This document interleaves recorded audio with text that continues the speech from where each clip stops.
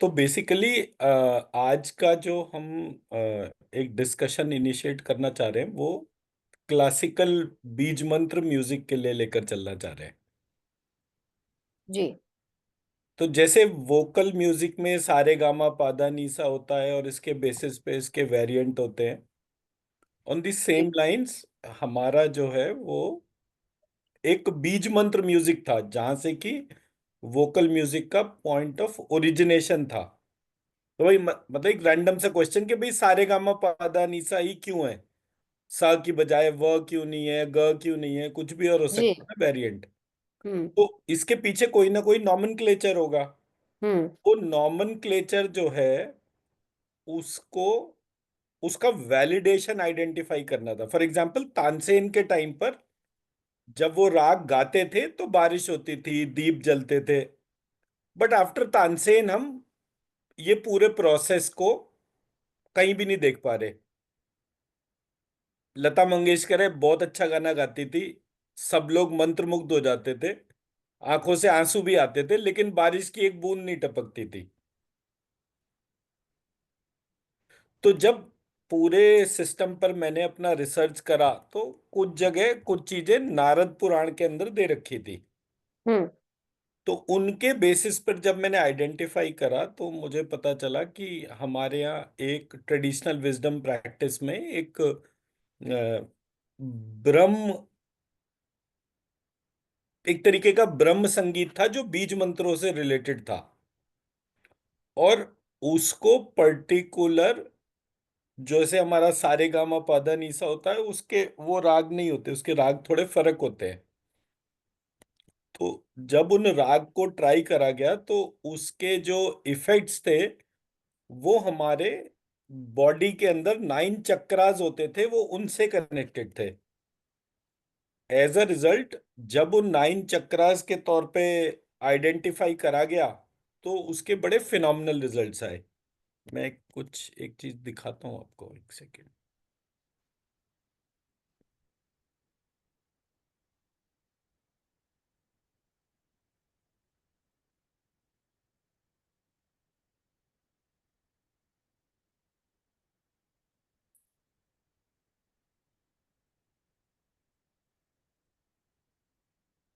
ये मेरा स्क्रीन दिख रहा है आपको? राइट, राइट, हाँ जी। तो मैंने एक एक पीपीटी बना के आपको शेयर करी है। हम्म। उसको जब हम देखेंगे तो मैं उसके कुछ पॉइंट्स को आपके सामने हाईलाइट कर देता हूँ, एक सेकेंड बस।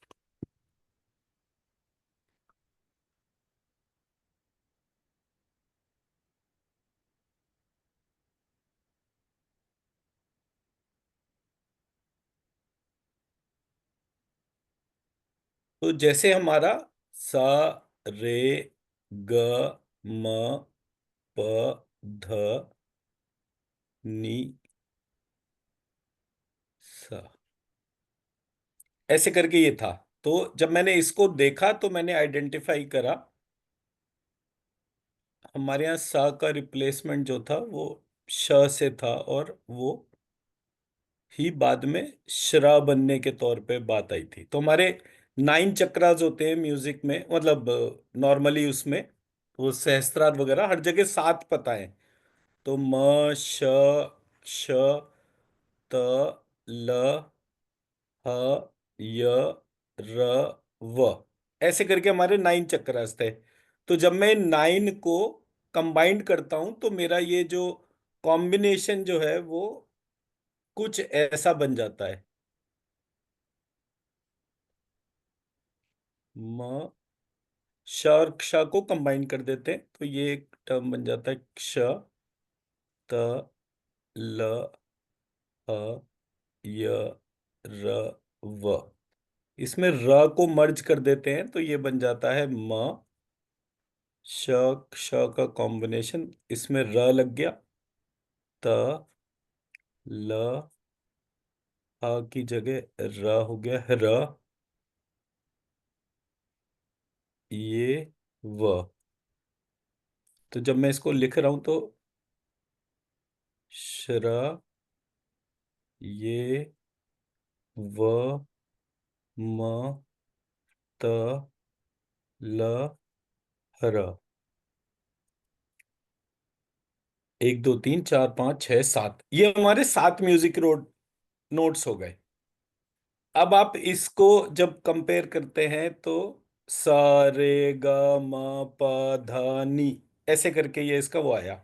तो जब मैं लास्ट वाली साउंड को देखता हूं तो लास्ट वाली साउंड से मेरे, मतलब जैसे हम नी लिखते हैं तो इसको मैं री कर दूंगा, और ये श्र से शुरू होगा। ये व म त ल री। अब मैं अगर इसको उल्टा कर दूं, हर, ये व म त ल श्री।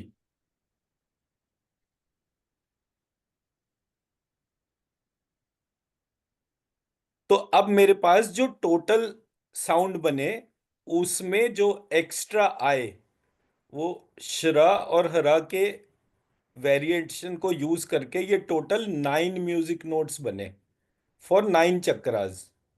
राइट।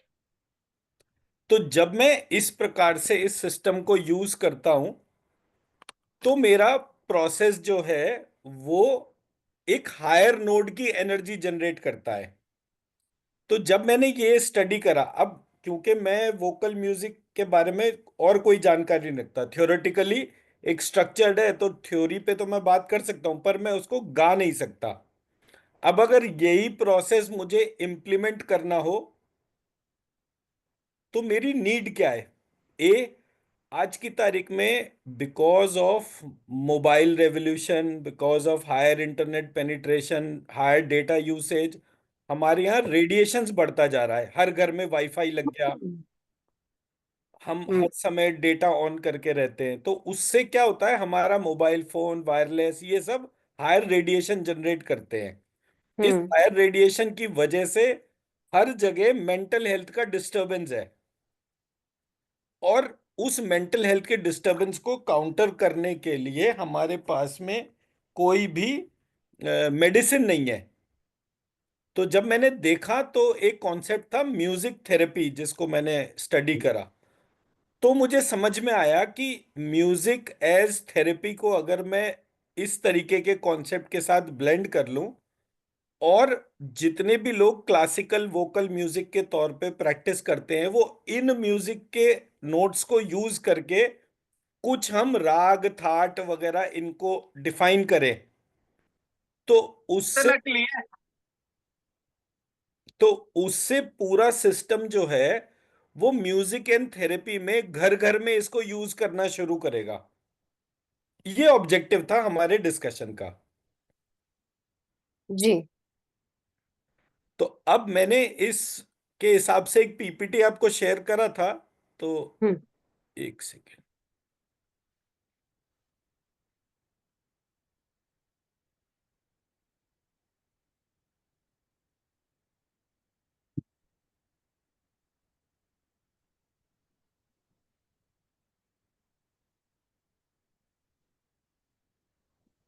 ये मेरा पीपीटी आ रहा है स्क्रीन पे।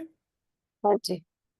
तो ये जो पीपीटी है इसमें मैंने सारे एस्पेक्ट्स को जो मुझे समझ में आए वो डॉक्यूमेंट कर दिए। फॉर एग्जाम्पल, म्यूजिक नोट्स कहाँ से शुरू हुए, म्यूजिक का ओवरव्यू क्या था, और ये जो बीज मंत्र म्यूजिक है इसको हम एक लॉस्ट साइंस के तौर पे आइडेंटिफाई कर रहे हैं कि ये पहले एग्जिस्ट करता था लेकिन अभी आजकल ये एग्जिस्ट नहीं कर रहा।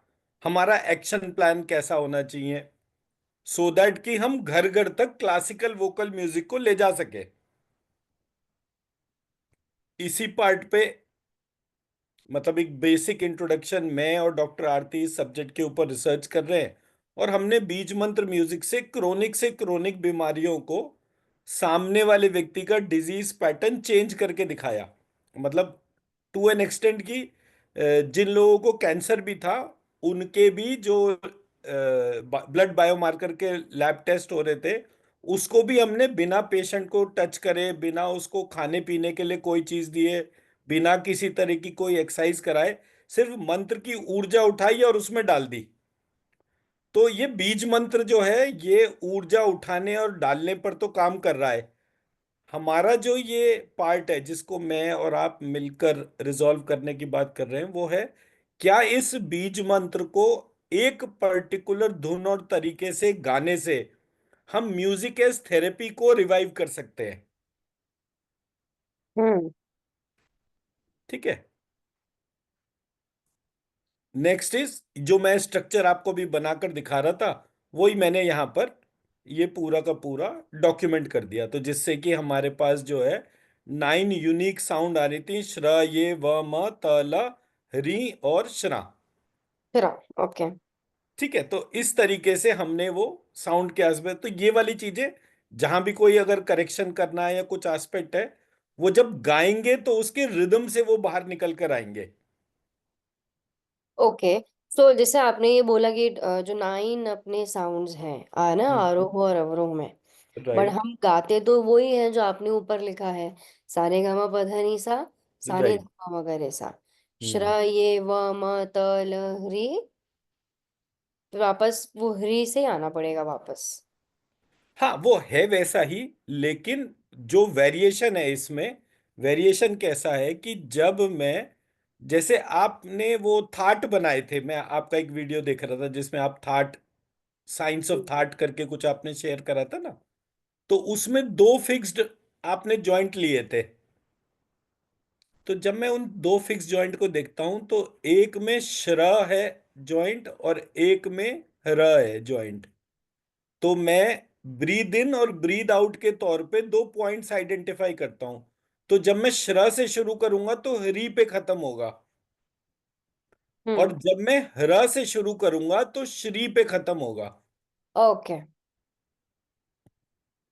मैं, मेरी बात समझा पाया? तो फाइनली जी। ये यहां पर श्र लिखने का ऑब्जेक्टिव ये नहीं है कि मैं श्र को श्र कर रहा हूं, वो बिल्कुल वैसा नहीं है। उसका मतलब है हम्म। स्टार्टिंग पॉइंट जो है, मतलब जब मैं हम्म। ब्रीद इन कर रहा हूं, हमारे यहाँ एक हुआ हंस अवतार, तो उसको हम्म। हम सा कहते थे। हम का मतलब था ब्रीद इन, हम्म। और स का मतलब था ब्रीद आउट। हम्म। तो दो यूनिक साउंड हो गए ना। हम्म। अब मैं हम सह कर रहा हूं, तो इसका उल्टा भी होगा, सम और ह भी आएगा। तो hmm. Breathe in breathe out, breathe in breathe out, तो ब्रीद इन ब्रीद आउट का जो रिदम पैटर्न है, मैं उसको आइडेंटिफाई कर रहा हूं। कि मान लीजिए आप बहुत जल्दी जल्दी सांस लीजिए, तो जब आप बहुत जल्दी जल्दी सांस लेंगे, तो ये हम्म। पूरे प्रोसेस में आपके गाने के ऊपर उसका क्या प्रभाव पड़ेगा। कुछ राग और थाट ऐसे होंगे जो श्र से शुरू होंगे और री पे खत्म होने पर उसकी रिदम अलग चलेगी। कुछ राग और थाट ऐसे होंगे जो र पे शुरू होंगे और श्री पे उसका रिदम खत्म होगा। Hmm. And there is no fix theory in the aspect. मतलब जिस तरह से कार्नेटिक म्यूजिक अपने क्लासिकल म्यूजिक के नोट्स के बारे में बात करता है, और जिस तरह से हिंदुस्तानी क्लासिकल म्यूजिक अपने म्यूजिक के नोट्स के बारे में बात करता है, ये दोनों चीजें जो हैं ये फर्क है। हम्म। इनमें दोनों में नियम फर्क है।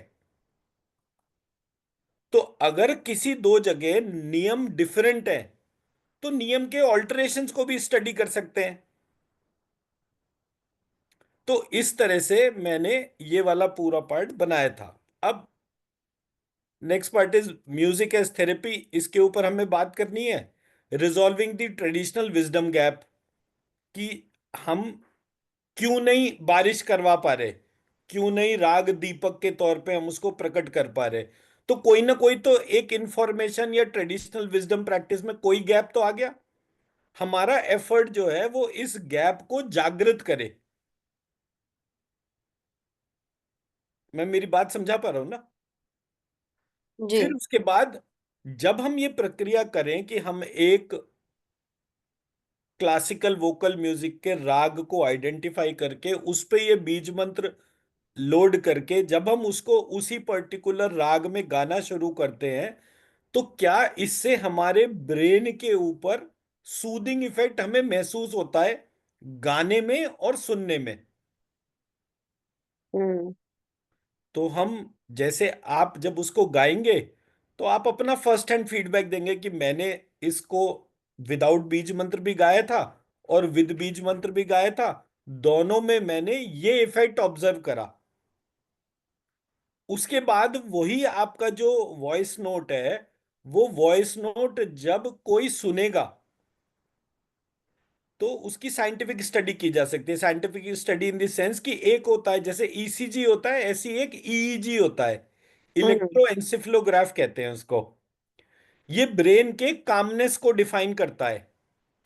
तो अब मैंने किसी पेशेंट को वो ईईजी मेजर करा उसका, और फिर उसके बाद मैंने आपके राग में, बीज मंत्र राग में गाए हुए ऑडियो को उसको सुनाना शुरू करा।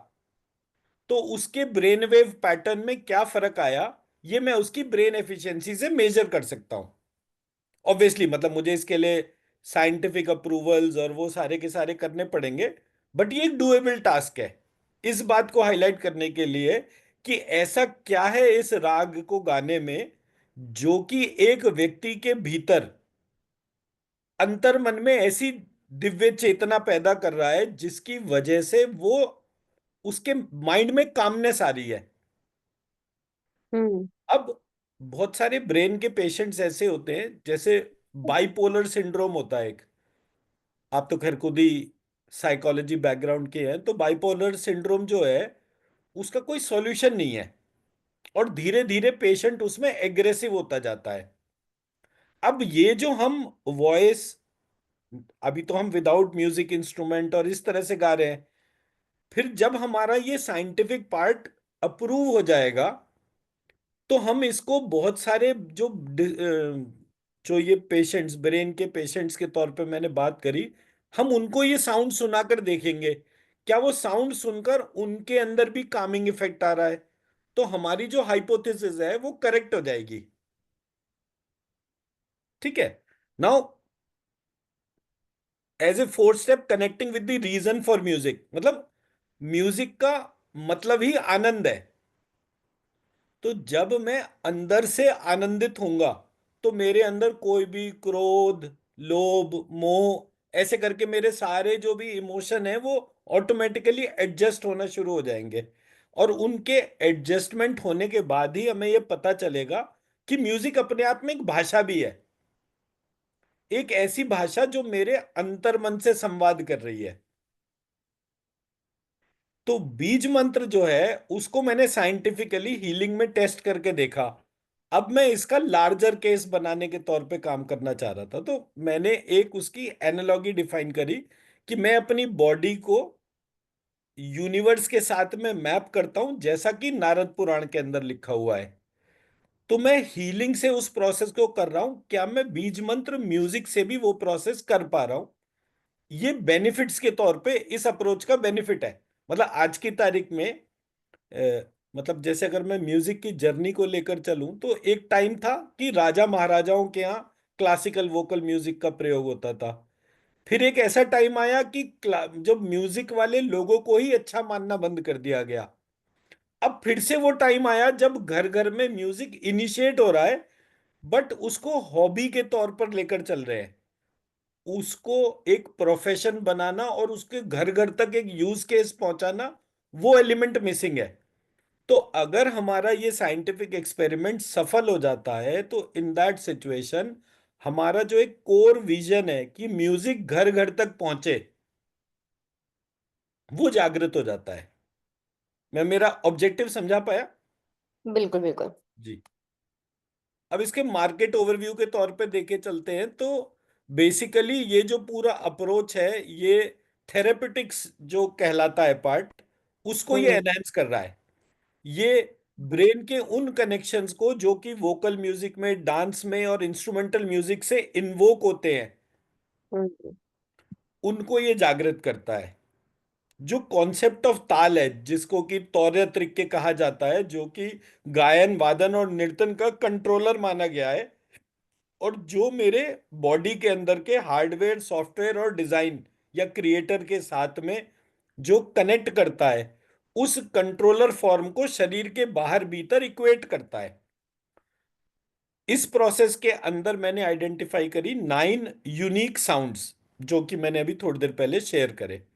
तो जो थाट से राग बनाने की प्रक्रिया जो है सात राग से, मतलब सात म्यूजिक के नोट से कितने थाट बनते हैं, कितने राग बनते हैं, उसके साथ नौ यूनिक साउंड से कितने थाट बनेंगे, कितने राग बनेंगे, इस प्रक्रिया को हम इसमें लेकर चल रहे हैं। और हमारे शरीर के भीतर के तौर तरीके को म्यूजिक के तौर तरीके से कनेक्ट करना is the objective of the study, जो मतलब जिसको हम यूनिक पार्ट कह रहे हैं। कॉम्पिटिटिव लैंडस्केप में अगर मैं बात करूं तो music connection with element, chakras, vastu, directions, navagraha, ये सब इमर्ज होना शुरू हो जाएगा। Presently only music as entertainment versus music as solution for life, ये दो अलग अलग चीजें हो गई। आज की तारीख में म्यूजिक सिर्फ एक एंटरटेनमेंट का माध्यम है, बट जिस प्रकार के बीज मंत्र म्यूजिक की मैं बात कर रहा हूं वो लाइफ के ग्रेव प्रॉब्लम्स के सॉल्यूशंस के तौर पे वो इमर्ज होता है।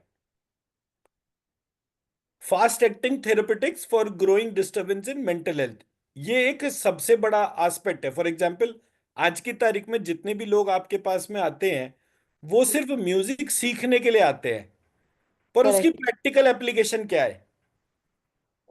थेरेपेटिक्स उसकी प्रैक्टिकल एप्लीकेशन है कि जैसे आप एज ए साइकोलॉजिस्ट बैठकर किसी को काउंसलिंग करते हैं, उसी तरह से आप एक या अनेक लोगों को गाना गाकर सुनाएंगे और उनकी बीमारी ठीक होगी।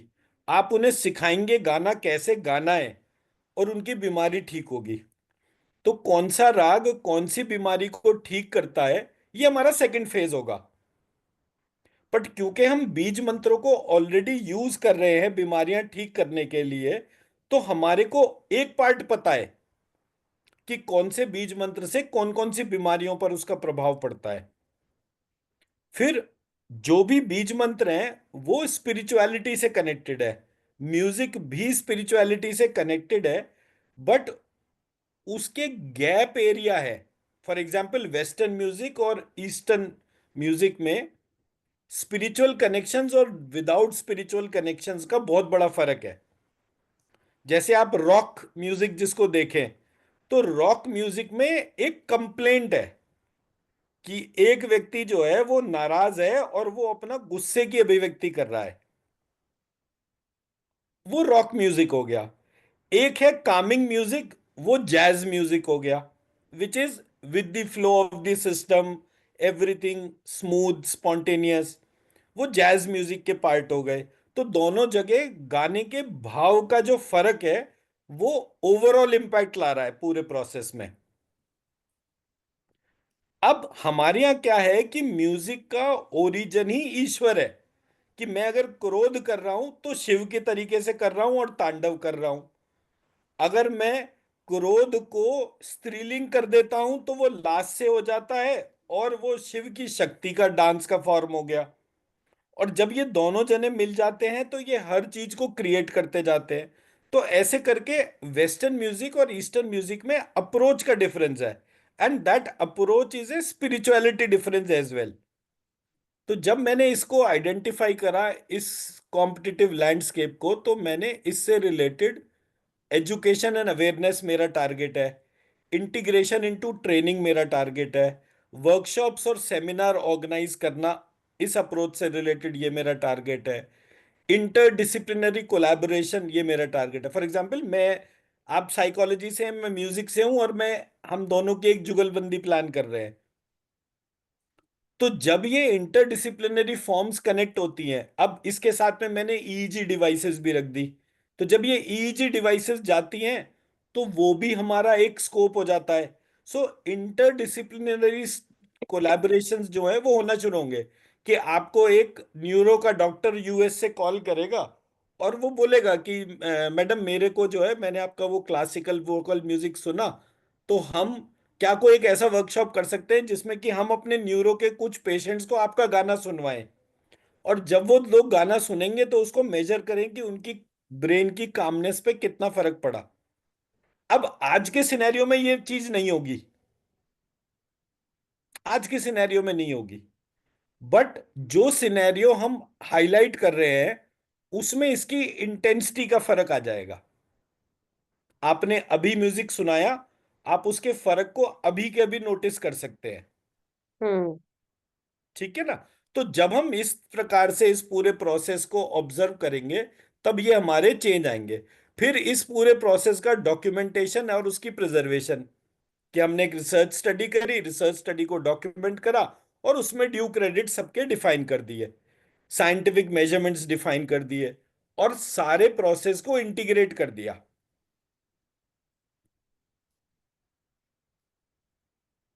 एंड फिर ये एक ग्रोथ स्ट्रैटेजी के तौर पे मैं काम कर रहा था, कैसे एक्सपैंड करेंगे, कैसे एनहांस करेंगे, so all that part is here.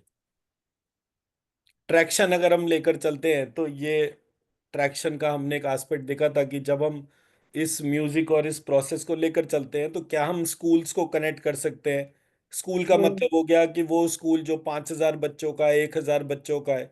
सो मान लीजिए मैंने यूपी के मुख्यमंत्री के साथ में बात करी और उनको बोला कि आपके पास 28,000 10वीं 12वीं तक के स्कूल है, तो क्या हम इस तरीके का एक एक्स्ट्रा पीरियड जूम क्लासेस के तौर पे सबको सिखाने के हिसाब से, क्योंकि ये एक एम्प्लॉयमेंट जनरेट करेगा। राइट।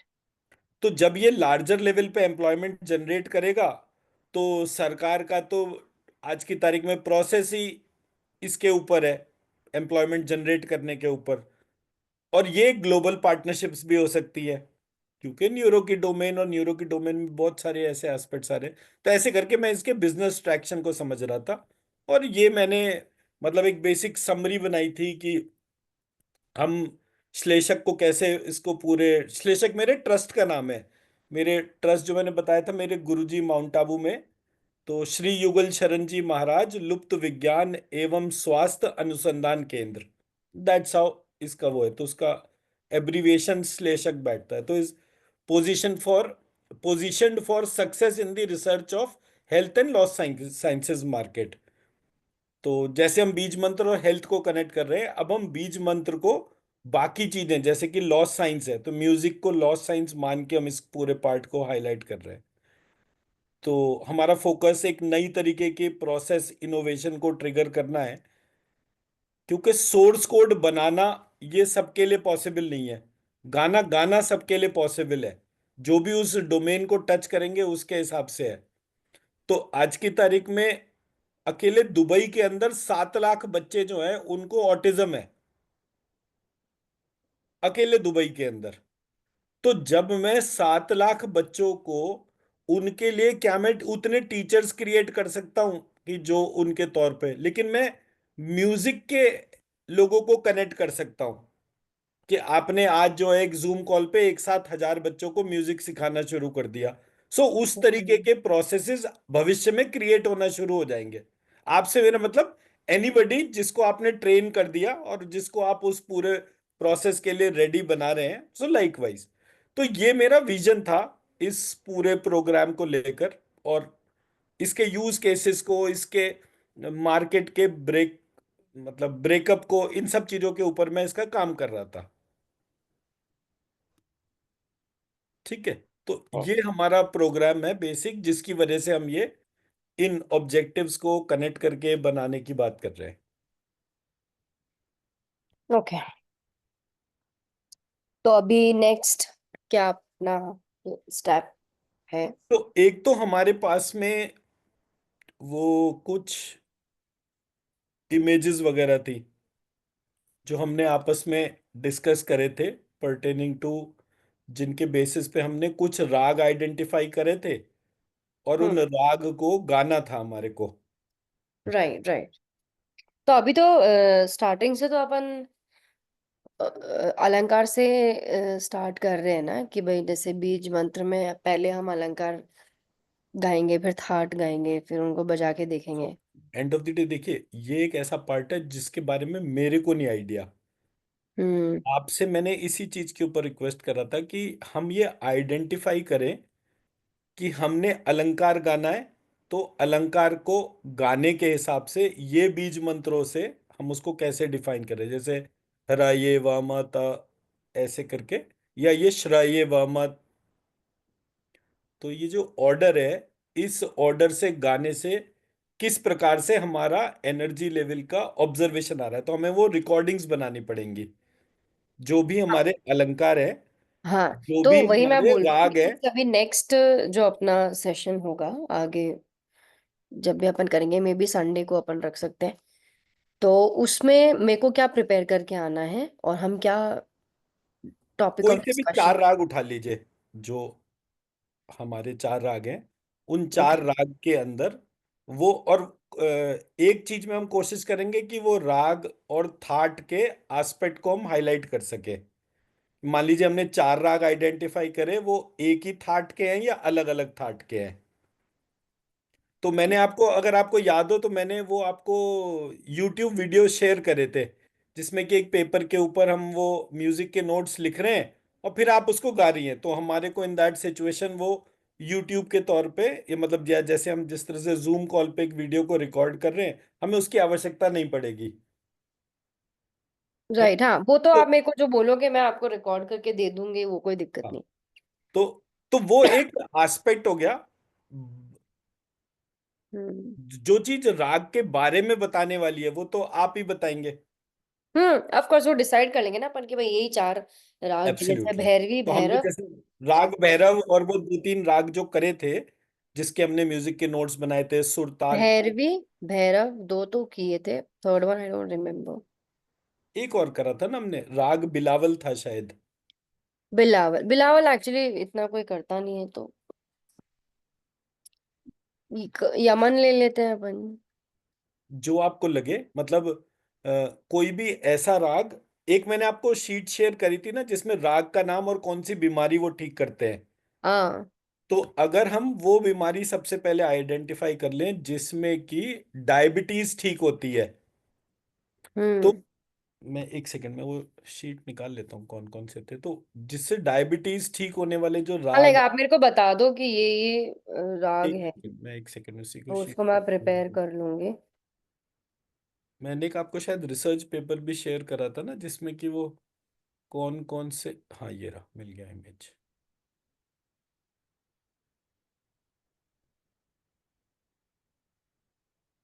तो next, Bageshwari. Bageshwari, yes yes yes. अंधकार, स्थिरता, गहराई, शांति, मधुमेह एवं उच्च रक्तचाप के उपचार में सहायक है। तो अब राग बागेश्वरी के जो भी वेरिएशंस है, और हम्म। जो दूसरा है वो है राग काफी। जी। तो काफी। एक बार अपन जैसे बागेश्वरी भी काफी थाट का ही राग है, तो एक बार अपन वो बेसिक बेसिक बेसिक बेसिक वाला ले लेते हैं। भैरवी, भैरव, कल्याण, भैरवी, भैरव और यमन और काफी। ये पांच, ये चार ले लेते हैं अपन। तो ये चारों का थाट और इसका डिस्क्रिप्शन फिर मैं बता दूंगी आपको। बागेश्वरी नहीं आपने लिखा, या ये काफी का ही पार्ट है? काफी का ही पार्ट है वो। ओके, ठीक है। ठीक है। तो भैरव भैरवी 2 हो गए। काफी काफी तीन। बागेश्वरी, मतलब काफी बागेश्वरी एक हो गया, तो 2 और 1 3, और एक आपने कौन सा बोला? यमन।